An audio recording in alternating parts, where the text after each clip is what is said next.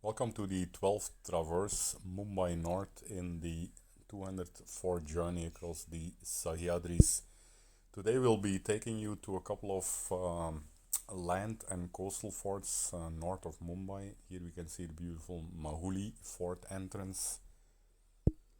You can find the HD quality videos on my YouTube channel. Don't forget to subscribe if you like what you're seeing, or my blog ultrajourneys.org. 10-minute preview gets posted on Insta TV and Facebook daily. Voila, here we are looking a little bit further north of Mumbai. I did not include Majuli, which is on the east. After Majuli, we proceed to Asheri Ghat here, and then Sevaghat, and then we come down along the Konkan coast north of Mumbai through Danu, Tarapore, Shirgaon, Calve, Pankot, and Bhavam God forts.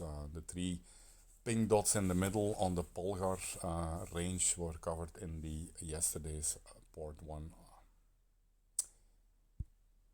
Voila, let's start with Majuli. Majuli is actually three forts in once. Majuli in the center, Bandardurg on the left side, and Palasgat on the right side.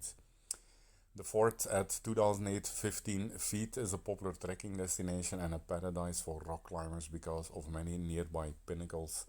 It is the highest point in the Thane district. The forest surrounding Majuli has been declared as a sanctuary. Shivaji Maharaj, father of Sahaji Maharaj, father of Chhatrapati Shivaji Maharaj, occupied this fortress. The fort has been declared as a protected monument. Voila, here you can see the signatures from Majuli on the way up from the base. As we climb up through a ridge line here along a small trail, we come towards the top section of the fort. I think the original entrance is actually through the gully on the back, which is not accessible anymore.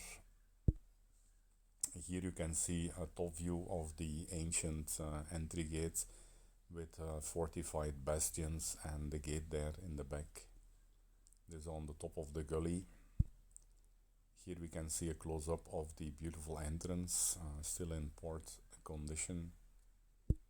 Both sides of the entrance you'll have a couple of caves here where I guess the soldiers would have been keeping watch.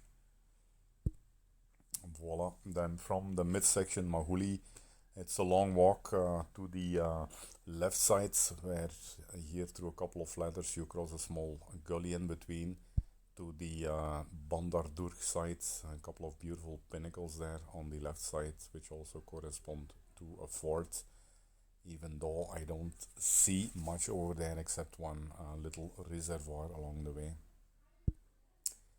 Voila, and then another equally distant traverse to the right side. We come to the final edge of the mountain there, called Palasgat, which is supposed to be the third fort on top of Majuli.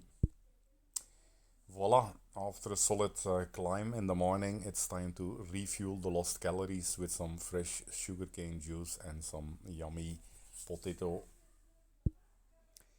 Next on the list is Asheri Fort. Asheri was built by the Boy Raja of the Shilahari dynasty. The fort was captured by Bhim Raja of Mahim, Palghar from Kulis. This fort is about 800 years old. It was ruled by the Gujarat Sultanate. The fort has 20 water systems and 2 ponds. Asheri Fort is quite beautiful. It has a kind of touristic staircase laid out to the top with a couple of benches and some signboards educating on wildlife. As we then climb up midway, we can see some old wooden structure here and a couple of rocks.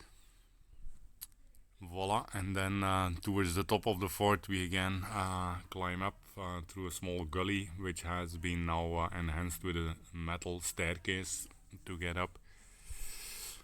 Here is the top view of the staircase, quite steep, giving stunning views on the plains below. A lot of forest on the plains.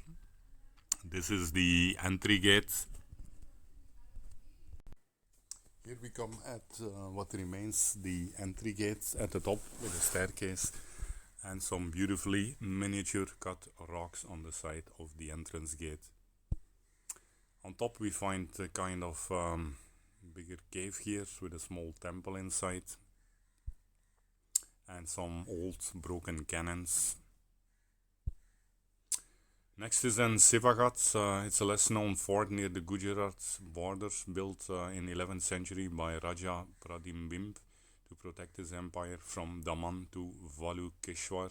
He named Manik Havati as his capital. These forts ruled by various kings, as in 14th century Gujarat Sultanate, then the Portuguese, then Chhatrapati Shivaji Maharaj, Chimanji Appa, and the Peshwe.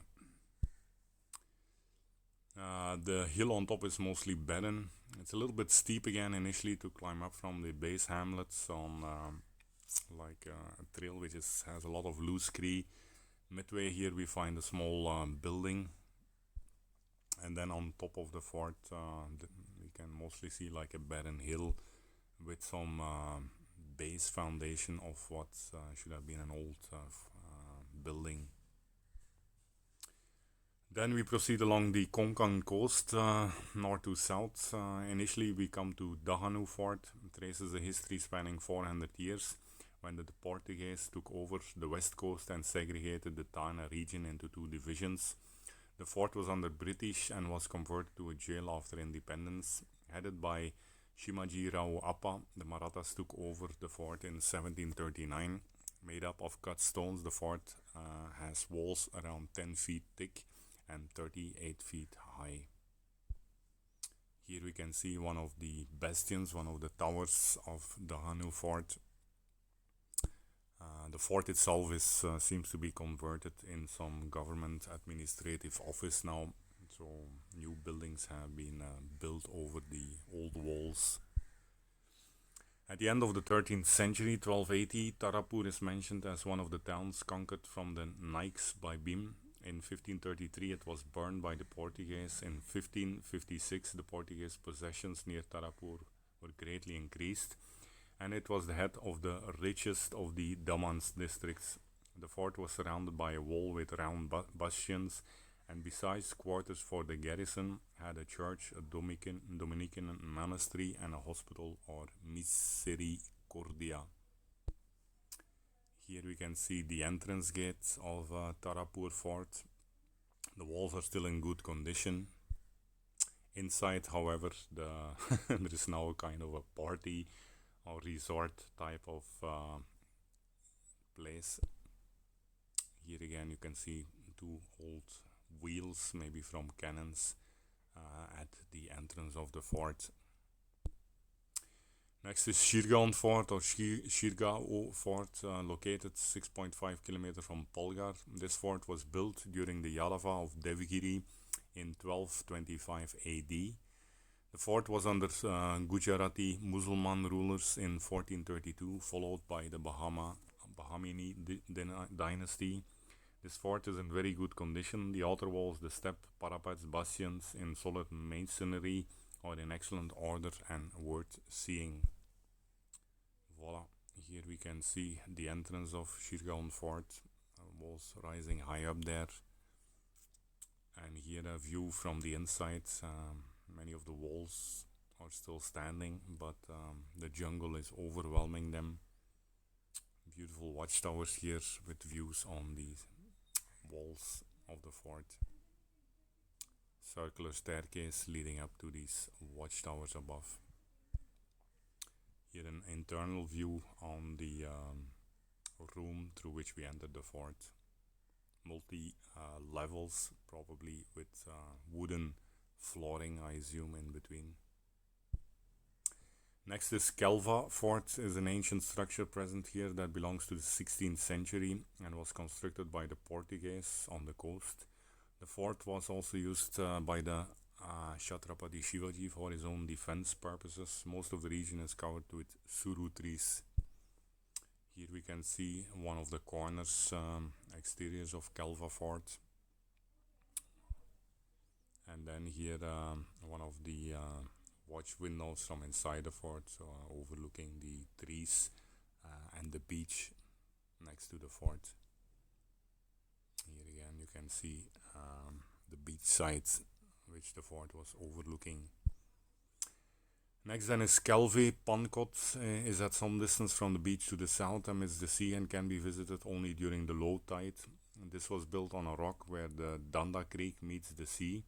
From the location, the Portuguese could keep a watch on the creek as well as the sea. This fort is boat-shaped and still intact. During the low tide, the seawater clears and we can walk to this fort. Here you can see the kind of narrow boat-shaped design of Pankot built on a small protruding rock. You can see the level of the water comes quite high during the high tide. Still amazing after so many hundreds of years how the fort is in excellent condition.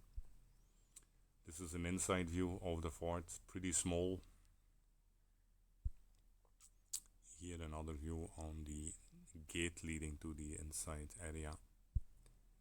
Voila, from here you get excellent views on the coastline, which would be completely flooded here during the high tides.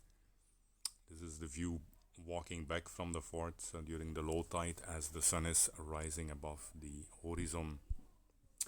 Voila, and here my co-runner Bregadish climbs barefoot from the rocks leading up to the top of the fort. Next is Bhavam God Fort, located 3 kilometers from the village of Calve. This fort was built by Shimaji Appa to check the atrocities of the Portuguese. This fort was built in 1737 rains with the help of 2,000 laborers. The fort played a prominent role in the conquest of Fort Bassin. This fort was captured by the British in 1818. Here we see the entry bastions of Bhavam God Fort. Big roots all crawling over the walls. Here an inside view on the top of the fort. The fortification walls, apart from that, it's pretty much all in ruins up there. The height is not too high and it's accessible by roads. As usual, again in the Konkan Plains we find more of these snake skins on our fort visits, I guess partly due to the dense jungles around this region. Thank you for watching this episode covering the northern forts of Mumbai. Now we'll be proceeding south along the Konkan coast, where we traverse some 30 coastal forts, traversing from south of Mumbai all the way to the border with Goa. Don't hesitate to visit my blog ultrajourneys.org, where you can subscribe and you can browse through hundreds of post-training materials, maps, presentations, webinars on the Sahyadris, the Himalayas and other locations of my past ultra journeys.